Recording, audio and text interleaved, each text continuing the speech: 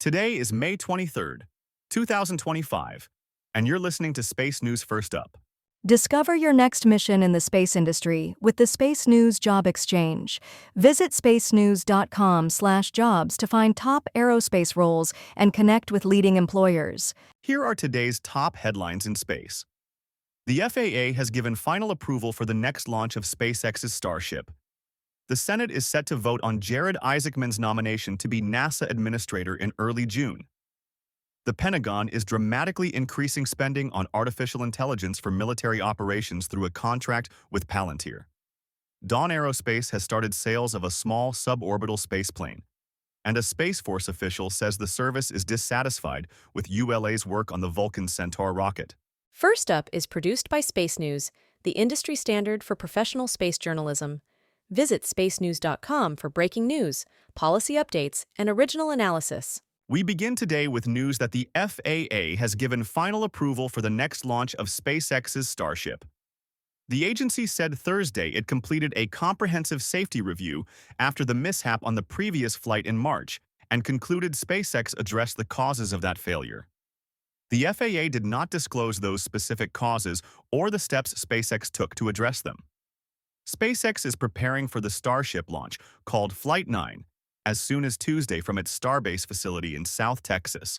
The upcoming launch will have larger airspace closures because of the failures on the two previous flights, as well as the use of a previously flown Super Heavy booster for the first time.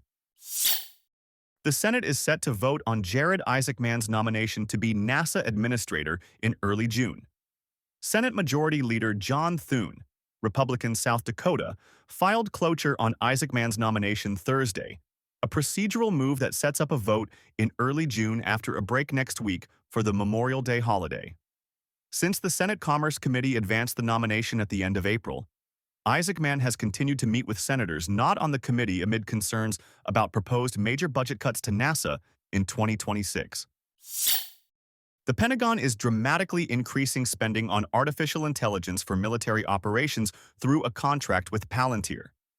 The Defense Department announced this week it is increasing the spending limit for software licenses for Palantir's Maven Smart System by $795 million, compared to a ceiling of $480 million just a year ago. The new funding is specifically for U.S. combatant commands, which oversee military operations across geographic regions. Maven uses AI to analyze massive volumes of imagery and data from sources like satellites, drones, and other sensors, enabling rapid detection, identification, and tracking of objects of interest. Dawn Aerospace has started sales of a small suborbital spaceplane. The company announced Thursday it is selling Aurora, an uncrewed spaceplane capable of carrying 6 kilograms of payload to 100 kilometers, taking off and landing on a runway. Aurora has not yet flown to space but has made many test flights at lower altitudes, including one in November where it went supersonic and reached a peak altitude of 25 kilometers.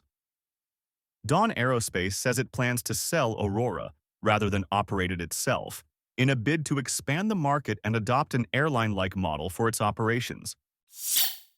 Ars Technica reports that a Space Force official says the service is dissatisfied with ULA's work on the Vulcan Centaur rocket.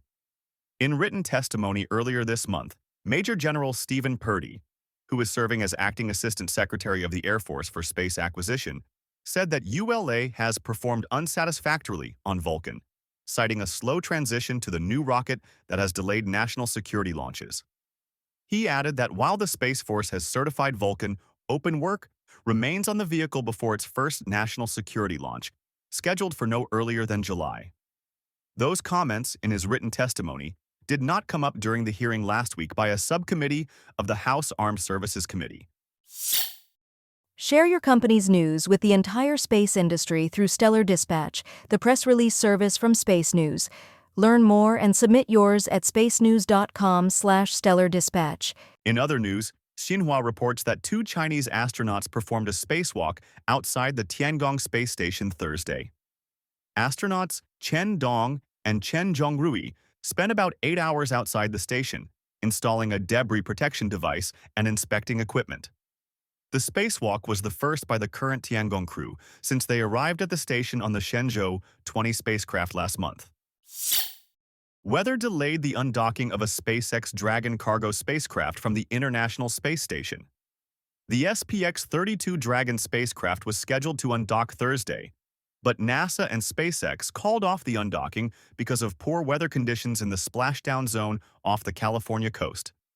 The spacecraft is now scheduled to undock at 12:05 p.m. Eastern Friday, splashing down early Sunday.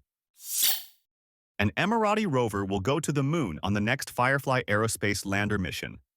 Firefly said Thursday it signed an agreement with the Mohammed bin Rashid Space Center, MBRSC, to fly its Rashid 2 rover on the company's Blue Ghost 2 lander.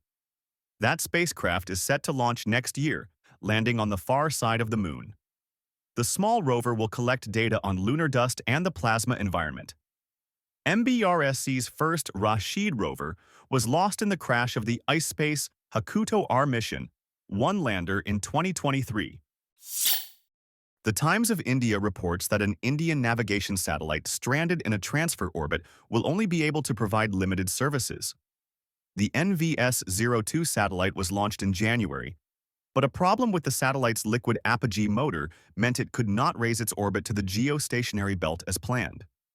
Indian officials said that, in its current geostationary transfer orbit that goes between 190 and 37,000 kilometers, NVS-02 will only be able to provide services for 2 to 3 hours per day. Florida Today reports that a mystery aerospace company is seeking to establish a facility just outside the gates of the Kennedy Space Center. The company, identified only as Project Beep in documents by Space Florida, the state's Aerospace Economic Development Agency, is proposing to build aerospace manufacturing, research, and administrative facilities on 25 acres at Exploration Park, a business park adjacent to KSC that currently hosts Blue Origin and Airbus U.S. Space and Defense. The company behind Project Beep plans to invest $247 million in the development, which will create about 1,000 jobs.